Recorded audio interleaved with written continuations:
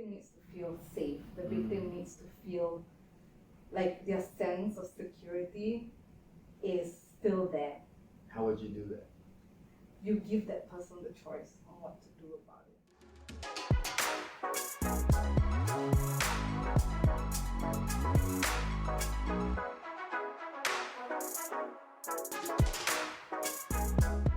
Awesome! Hey everybody, welcome to another episode, one of the episodes of the Fill-Fullment podcast with Jason Yo. Fill-Fullment. I like the sound of that.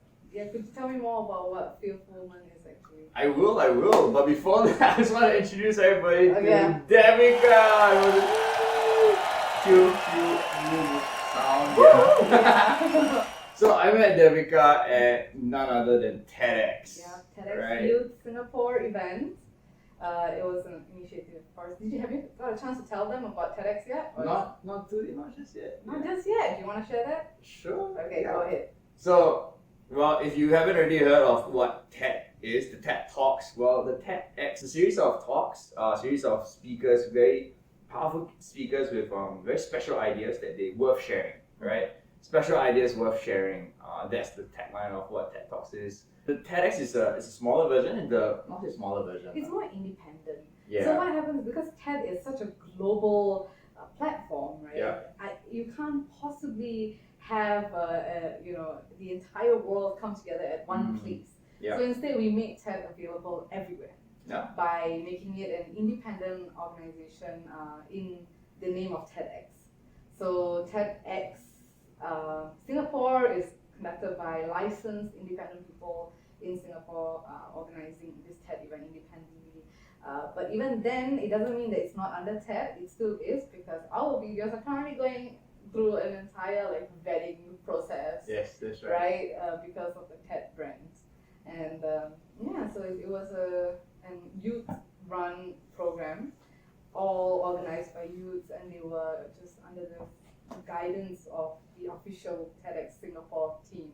But everything else was organized and curated by the youth themselves. That was pretty inspiring, wasn't it? Yeah, it's like just meeting a bunch of youth who are so fired up, so purposeful about what they Exactly, did, purposeful. Right? That's the word. And I don't know, I can't believe that they are as young as 17, 18, and they were giving such sound advice about our talks. When we went for rehearsals and everything, they were giving so many tips and constructive feedback that went beyond the typical maturity of kids that age, right? And I was like, wow, I was blown away.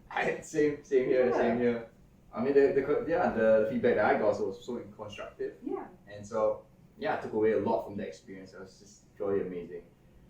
So actually, before I launch further into who you are, how was your TEDx experience? Oh my God, it was so surreal. Because when I was a child and before I go more into my past and everything, growing up, I've always wanted to give a TED talk because I don't know, TED Talks has shaped my life. Watching all these TED speakers, amazing TED speakers, Tony Robbins, Ken Robinson, I believe, Sir Ken Robinson. All of their TED Talks are such phenomenal talks that anyone who watches TED Talks would know about. Yeah. So I've watched so many more, and it's shaped the way I look at the world. It's shaped the way I look at myself. I look at relationships, and a lot of my life was influenced because of TED Talks. And to be a part of a TED Talk was a dream. And I'm like, oh my God, I can't believe I actually gave a TED Talk. So I must say it was a very surreal experience. I'm sure it was the same for you. Yeah, right? I mean, to stand on that stage with a big red dot. Oh my God.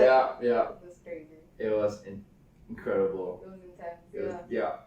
But I'm very grateful for the opportunity. And I'm very grateful that someone actually thought that what I had to share was valuable enough that it was an idea worth sharing. Wow. That's closing statement. That's truly beautiful. Yeah.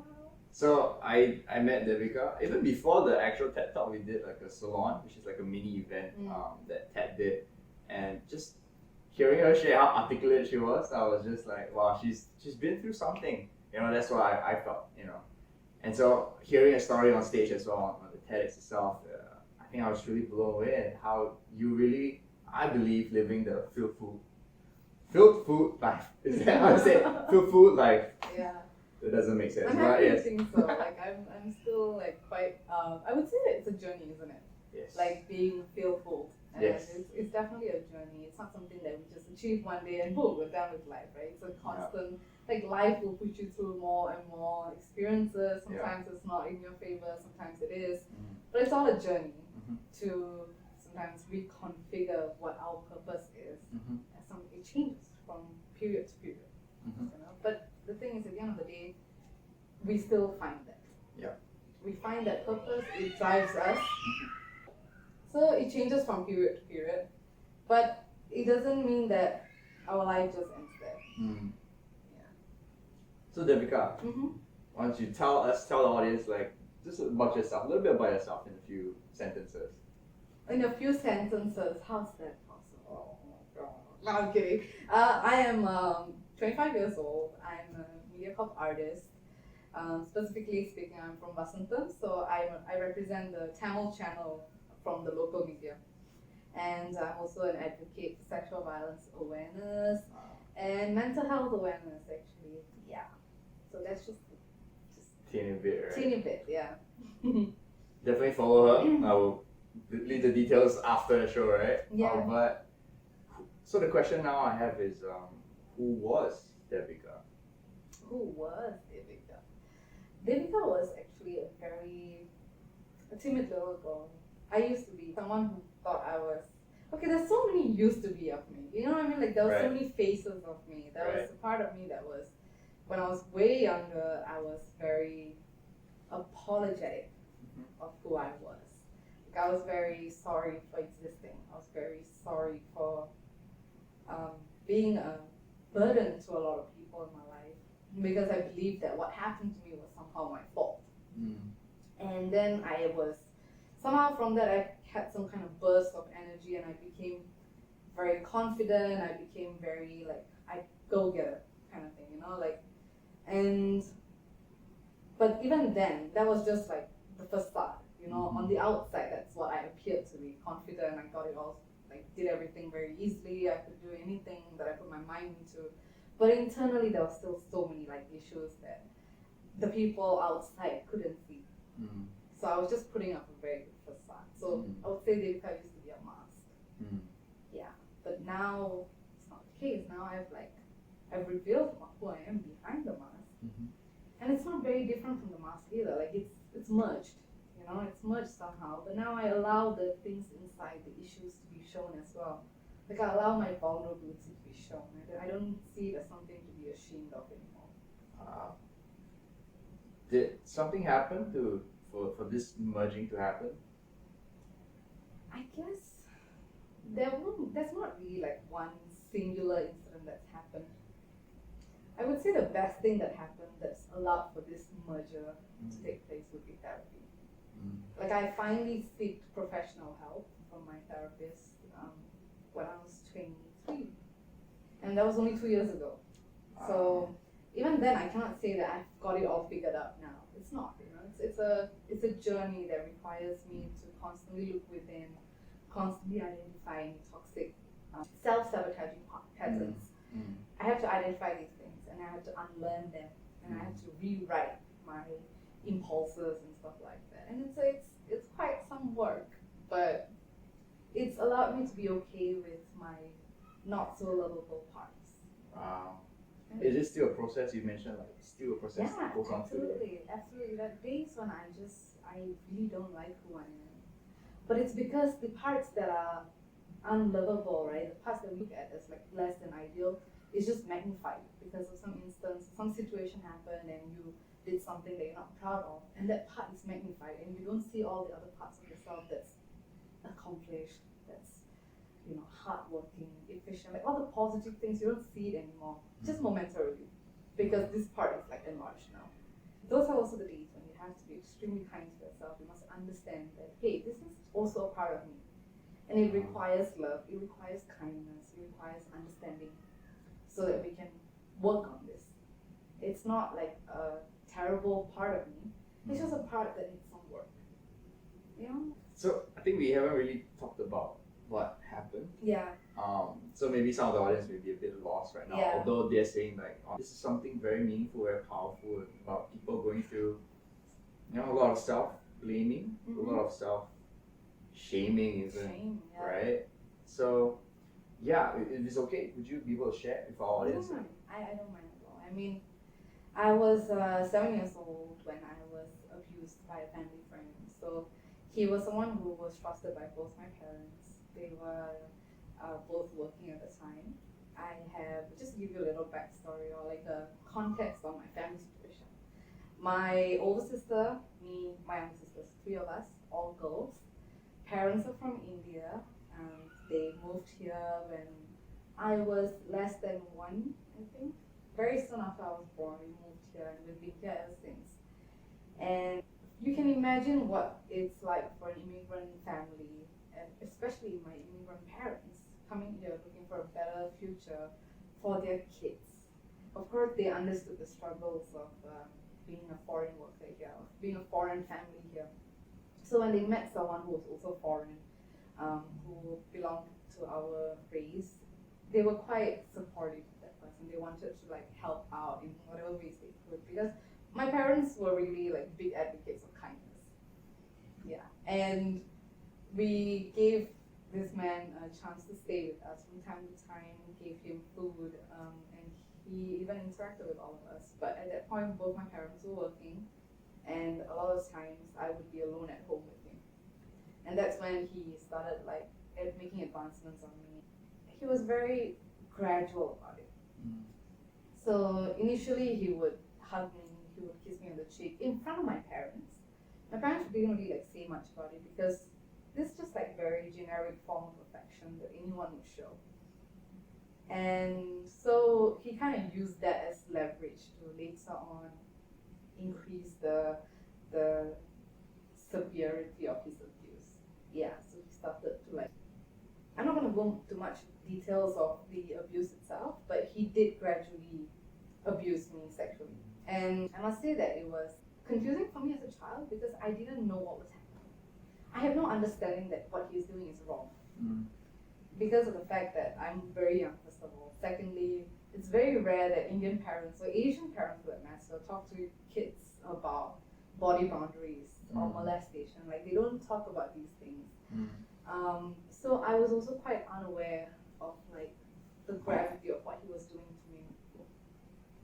And it wasn't until like a year into the abuse that he tried to make a move on my older sister. He asked her some really disturbing questions and he made her very uncomfortable. So she was at that time 13 or 14 years old. So she knew, she had a bit more of a maturity and she had an understanding that, hey, this is not okay. So with a lot of fear, and she was very traumatized by what he was saying and everything and how he made her feel, she confided in my mom. And that's when my mom took it, like just threw him out of the house, and she demanded that we go to court. And she told my dad, like, we are taking this to court, we're filing a police report. He has clearly made my daughter uncomfortable. And that's when my mom like realized, hey, like he's been spending a lot of time with me. So she sat down with me and I can't imagine how difficult this must have been for them as parents. Because I bet they were praying that nothing happened. You know, like they really were praying that nothing, he didn't do anything, that he just tried his luck with my older sister and that's that. Yep. So when they first asked me, I was like, no, nothing happened. Because that's what I was instructed to say, you know, by my abuser. I was like, yeah, nothing, no, he never did anything. And my parents kept persisting. My mom especially kept touching me everywhere. She was like, he touched you here, here, here. Like, I think she spent about 20 minutes just comforting me, just assuring me that I will be safe if I told her the truth. So I finally told her. And my exact words were that he put his genitals on mine. Like, those were the first confessions or like the first words of like confirmation of abuse that I spoke to my parents. And I just remember how devastated everyone was to hear that. Yeah. You know, especially my parents. I know that my dad was he was so angry, but he didn't know where to put his anger. My mom was, I I could say that she was hurt. Like, she can't believe that this happened in our own house. So she was very adamant that we're going to take this to the court. She called her workplace because she actually got a job for this man at her workplace. She called them and she said, if he shows up to work, please keep him there because I'm calling the police and they're coming over to get him. So her colleagues actually helped her to like confine him and keep him like in the conference room locked up, and the police came to arrest him. And when they did, they found him with tickets back to India. Yeah. So it was like a very close call, and they later went to his place and they like searched everything, and they found like child pornography videos and magazines and stuff like that, and so those were incriminating evidence. So I think the court case went on for about 3 to 6 months. I was still very young, so I still don't have any like clear understanding of what was going on. I just know that I went to the interrogation room, and there was this like female Indian lady next to me. I don't know what she was doing, but I just know she was next to me and she was translating what I was saying. I guess she's a translator. Okay, that makes sense. So she was translating what I was saying to the police, and she got me sweets, got me lollipops. So these are the big memories that I still have of like that whole incident. And during the trial, I was not allowed in court, so I had a separate room where I was placed with a TV in front of me and with a camera facing me. So I could see the courtroom, I could see my abuser through the screen, and they could see me through the screen. To me, it was all just very intriguing. I still don't get that it's a bad thing that's happening to me, Right. And so we came back home that night, and we won the trial. He was sentenced to 6 years in prison, 14 strokes of the cane. But that night, my parents brought me back home, and I think they were also quite relieved to know that it's all over now. But is it really? So they sat me down and they told me like, hey, so this is what happened. He's gonna go to jail now. You're safe, everything. And they told me, but don't tell anyone. Pretend like it never happened. Just think of it like a bad dream. So I was like, okay, I'm 7, turning 8 at this point. I'm like, okay, sure. And I just never spoke of it again, ever again. And then I think when I was 11, primary 4 or primary 5, I know that during health education classes, that's when I had the first moment of understanding of what happened. Because there was this whole like body boundaries, molestation lesson that was conducted under health education. And I just remember going like, what the hell? This is something that's happened to me. You mean this is wrong? So I had this revelation, and then all the emotions that I was supposed to feel earlier on, it all just barged in one shot at that point in my life, and I don't know what to do with it. My first instinct was to go and confide in my parents, but then I remember their words, which was like, let's not talk about it, forget it happened, like think of it as a bad dream. And it just kept playing in my head. And I was like, I can't do this to them. It's been like 4 years now. And I can't just go back and I can't tell them that, hey, it's back, it's haunting me. I can't do that. Because as per what I was seeing, they've already moved on. Nobody's talking about it. Nobody even like to a point that I even thought maybe I'm hallucinating that this is my past. And so I just confided in my teacher. I wrote in a journal because I really don't know where else to turn. So I wrote in my journal, and my teacher, when she read my journal, she just called me out of the class. When the class is still going on, she just screamed at me, shouting at me. She was like, you can't lie about these kind of things. You are lying. I don't even know how you are capable of lying. You are 11. How do you know these things? What have you been watching? So she started like just hurling all these like allegations at me. And I'm like, I don't know what to say to make her believe me.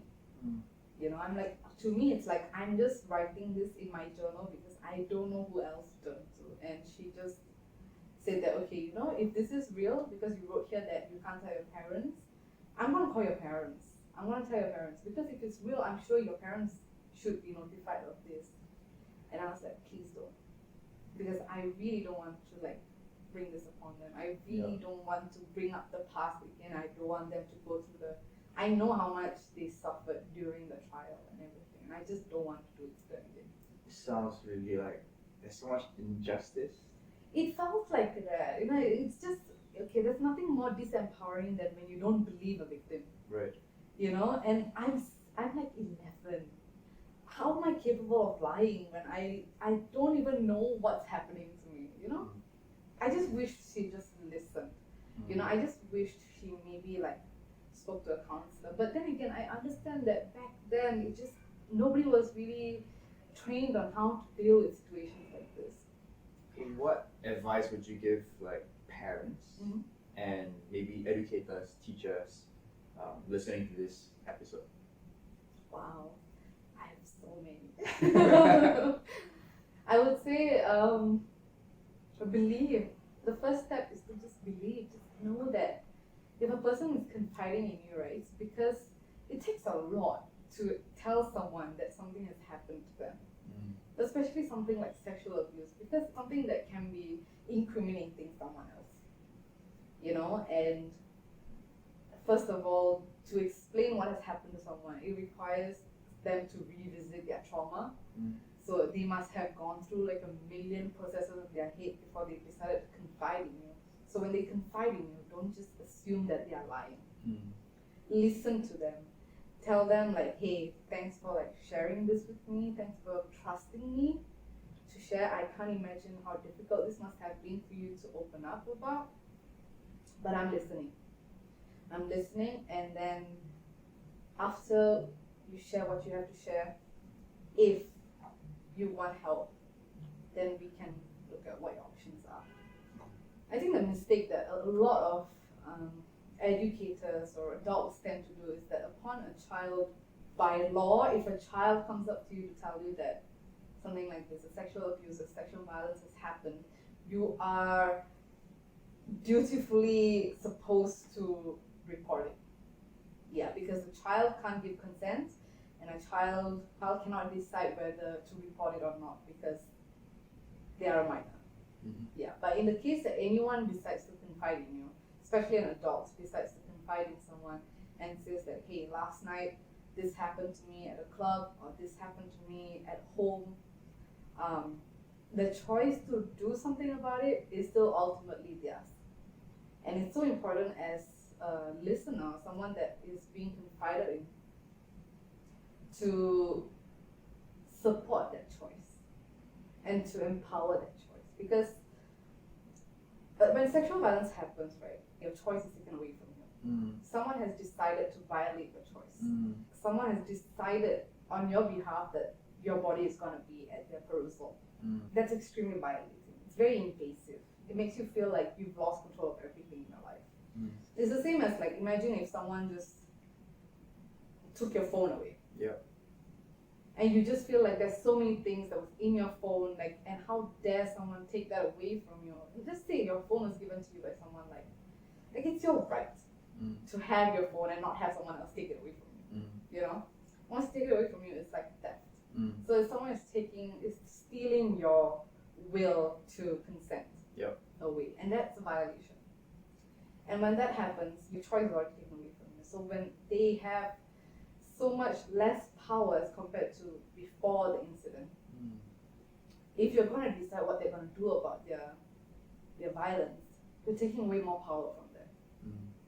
A lot of friends of mine, they tend to be like, oh, you should report it, because if you don't report it, you're empowering the perpetrators, you're empowering the abusers to commit the same thing to another person, which is true, but that is not the victim's concern right now. The victim needs to feel safe. The victim needs to feel like their sense of security is still there. How would you do that? You give that person the choice on what to do about it. And you remind them, look, I know that there's a million things going through your mind right now. I know that you feel like you need to report it, but you might not be ready to report it.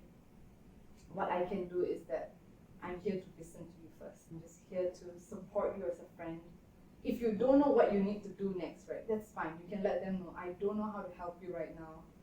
I don't know what kind of help you're seeking, but let me guide you to someone. Let me like get you in touch with a professional, maybe a confidential professional, like someone like organizations like AWARE or sexual assault care units. They're extremely sensitive about their approach with survivors and victims. They give them full control over what they want to do about their case. So if they want to come in just to have someone listen to them, they provide that. If you want to take it to court, they provide legal advice. They provide you with like befriending services. There's a lot of things that sexual assault care center does for their victims, which can make victims feel more empowered. A lot of times we are afraid to go ahead and report it because we're afraid of what the repercussions might be. We're not fully aware of what our rights are. We're not fully aware of how we should go about this process, or what will I get into. Will I get into trouble? Will my family be notified? There's so many things that victims think about when they have to go ahead with a report like this. This is something you do quite often, I imagine, like as an ambassador.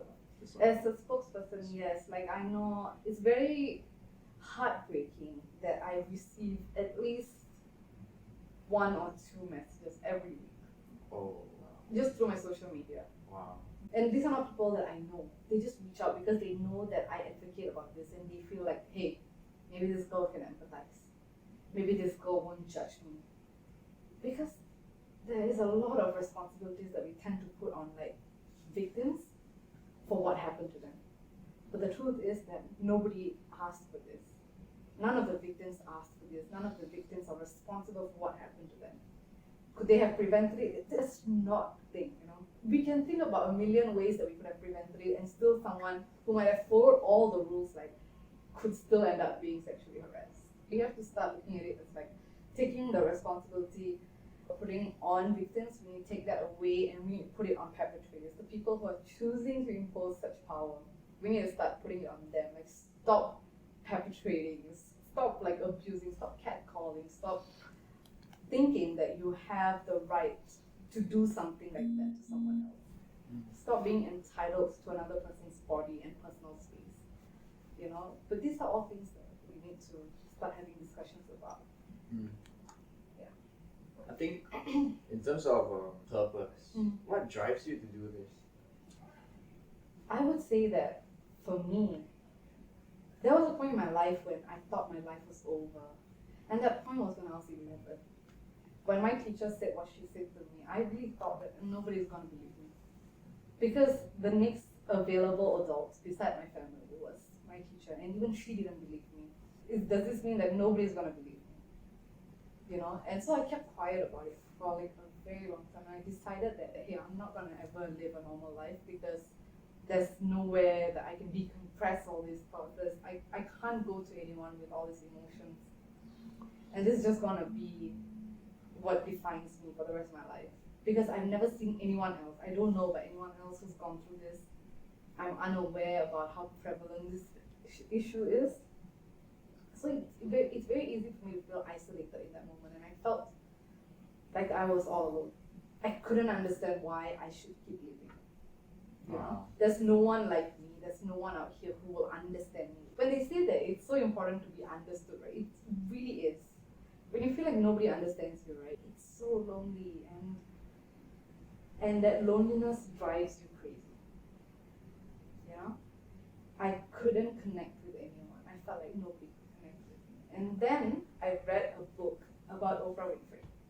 Oprah was also a survivor of multiple types of abuse. She's went through a whole lot more than I have, or a lot of people, but it doesn't change the fact that, I mean, it's not a comparison of like what trauma is bigger or lesser, you know, like anyone who's been through trauma, it's a trauma that's valid and is something that can change your life, can change the way you look at yourself. It's a huge impact. But what I'm saying is that just knowing that someone else has been through something similar, or even remotely similar, that itself was like a moment of relatability, a moment of like empathy that I felt. And I was like, I can connect with what this woman has been through. And in that moment, I didn't feel as lonely anymore. And the moment I felt like, hey, there's maybe, just maybe there's one more person who understands me, right? And I didn't know who Oprah was. I was just like, oh, this woman who's on this book. And then later when I read up about her, I realized that she's actually a super influential person. Super, super influential. And I was like, holy shit, am I allowed to swear? Sure. Maybe we'll pick I was it. like, So. yeah, I was like, oh my god, like, if someone like her who's been through so much can rise up to where Yeah. she is right now, so Yeah. much so that her influence has reached Singapore, and I have picked up this book to read, and I feel the way that I feel right now. If she could do that, that means I'm not doomed. Wow. Then I felt like, okay, so I have hope. I can actually make something out of my life. It wasn't even like I'm gonna be a great star one day or something like that. It was just like I can make something out of my life. I can be happy. I can live a normal life, you know. And that hope was all that I needed to just decide not to end my life that day. And it was like it's a pivotal moment in my life, because from that moment, right, like that's when I first took a step, you know, like, and I don't know what my future holds. It's the unknown. It's the great unknown. Nobody knows what the future holds. But that's the first step that I took. And I envisioned myself in a better future. I can't see the full picture yet. I can't see exactly how established or successful I'm going to be. But it was better than now. It was better than this place. And I took a step towards that direction with hope. And it was very empowering. And I remember how dark and lonely it was before that. All because I couldn't relate. Because I couldn't find anyone else who might have gone through a similar struggle, could have understood where I was coming from. So I knew how important representation was. I knew how important relatability and my story, like hearing similar stories, was. Was that what led you to join FMS, Film Media Studies? Oh no, that was just because like I really liked Steven Spielberg's movies, and I was like cocky, and I thought I was gonna be the next Steven Spielberg. Embarrassing story, it's so true though. I walked into my FSV interview because I went through GPSAE, and my FSV interview, they asked me like, where do I see myself in 10 years, and I was like, I'm gonna be the next like top director in Singapore. I was so cocky, but I got it. Nice. But I don't think it's because I really think it might just be because there weren't a lot of applicants for this. Like, but hey, got it, and now I'm here. You know, it was meant to be. And but I did want to become a filmmaker or a storyteller, because I knew that somehow or other stories move people. Right. You know, and I didn't particularly enjoy books back then because I couldn't sit still. So I was like, okay, I won't be a writer, I'll just be a movie maker instead, right? But hey, little did I know that you actually need to write for movies as well. But yeah, great plot twist in my life. So I still had to write, but it doesn't matter. I felt like, hey, you know, like being a director was great and all, but I got a bit worn out when I went into FSD. I felt like I once again felt disempowered in FSD. Not because the lecturers or anything, like it's just the journey that I went through. You know, I felt like there were so many other like greater filmmakers, and this has got to do with my own like sense of identity and everything. But you know, we grow. But I also knew that my strength was in like speaking. I knew that I could articulate my life experience as well. I knew that I have a way of processing things that happened to me and understanding why people reacted the way that they did. I understood why things happened the way that it did, and I understood how I could put it into words to share it as stories. And that's when I was like, okay, so maybe I should just, you know, be a host. Like, so I went to events as a MC, and so I was doing that for a while. And at the same time, I decided to volunteer at AWARE. But my whole volunteer story came about it was quite coincidental, because I was doing my own like set of advocacy on my own without being attached to AWARE. I was just sharing whatever I saw, sharing my own thoughts and everything. And people knew that I was a survivor. And then this was all before I became a media figure. And my best friend at the time, Ruben Fong, he's a very, very talented, one of the most talented photographers that I know. He studied with me in poly. he got an opportunity to be a prime photographer for this auction that was held by AWARE. Okay. So what they were trying to do is they were trying to raise funds by selling art for research. So AWARE was working together with Dotem Power, which is Daughters of Tomorrow Empower. It's another another social work organization. And Ruben's idea was to do a nude shoot. Wow. Yeah, a nude shoot, but it's very like artistically and tastefully done, without like sexualization, but to like show the resilience of women in their fragility. Wow. So I know it sounds very deep, but like essentially what he's trying to portray was that even in your most vulnerable or Right. perceived vulnerable, Right. like space, which is like when someone is naked, it's something that we can all think is their most vulnerable place to be. Their power is still theirs. Wow. So I did a nude shoot with him to show this, to depict this message. And through that auction, the people at AWARE were able to meet me, and they felt very moved by my story and my courage to do a nude shoot in Singapore as an Indian woman. So they were like, I think it'll be good for us, AWARE, to actually have you on board as a spokesperson. So I went down to SACC, which is also at AWARE itself, and I got a chance to speak with the director of SACC. Her name is Anisha, amazing woman with an amazing team of people. And yeah, that's when I started my like official advocacy stuff. Bea, thank you so much for sharing all of this with us. Yeah, I'm sorry. I felt like I was just talking all the time. But No, I mean this is an interview, right? This is I really guess. truly about your story and how you decided to make something out of something terrible to make something beautiful. yeah, I mean, no matter what happens, the things that like trauma, it's very hard for us to call it beautiful, isn't it? But we can make it meaningful. Meaningful, yes. Yeah, and purposeful. Yeah. I believe that nothing happens to us in vain. It's just about how we look at it. There was a beautiful story that was told by one of my MediaCorp artists. I'm so sorry, Gunalan. I'm sharing this without his permission, but he told me this beautiful, beautiful story when I asked him what was the best advice that he's heard. And he said that it was advice that he heard from this producer in India when he spent 12 years in India. And he said, this guy said that there was one rock. He said it in like a story, okay? There's one rock, and it was split into two. So half of the rock was sculpted into a divine sculpture, like a deity, and the other half of the rock was sculpted into steps, like steppy steps. And they both were kept inside the same temple. And every day, millions of devotees would climb up the steps to pray to the deity. Right.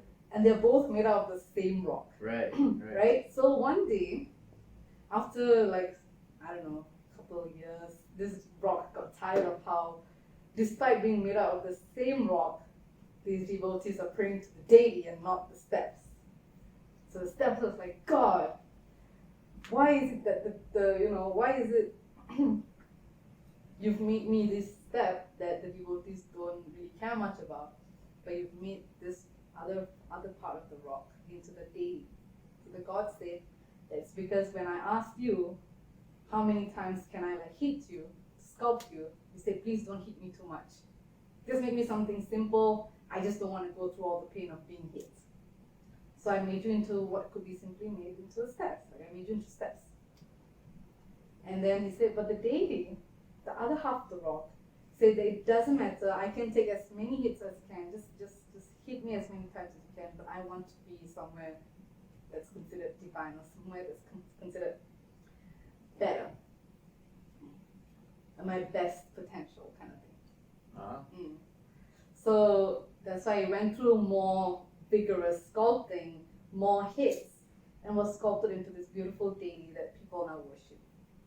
So Guna, this artist from MediaCorp, Gunalan Morgan, he told me that the message was that ever since that advice that he heard, he knew that no matter what hardship that he went through, he knew that it was just God sculpting him to meet his potential. Wow. Which is so beautiful, right? Like, it's such a beautiful story. And it stuck with me. I was like, I understand why this is the best advice that you've heard.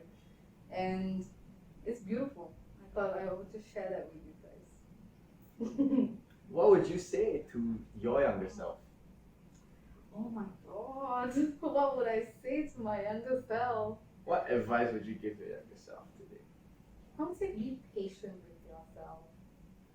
You know, that you are not defective because of what happened to you. Because for a long time, I really believed that I was at the core of my being faulty, you know, and that led to a lot of decisions that I made. It led to a lot of wrong choices, a lot of unwise decisions. But see, because of these choices and decisions, I'm now aware that I have this part of me, this part of me that believes that I'm not perfect. I mean, nobody is, right? But I'm unlovable. Like, there's this part of me that believes I'm unlovable. But that's not true. We are all lovable, and we can all be redeemed. We all can work towards not just our best self, but transcend that, right? Transcend into becoming something more purposeful, something more universal. But it's a journey. I'm gonna tell you. I'm gonna warn you now. It's a journey, but be patient, and progress can be seen. Yeah. Wow.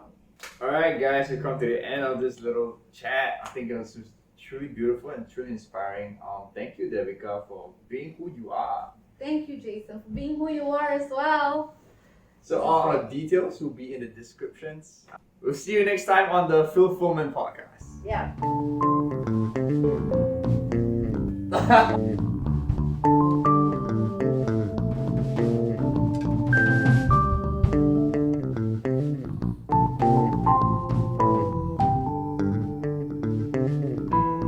er ikke sikker, du er sikker.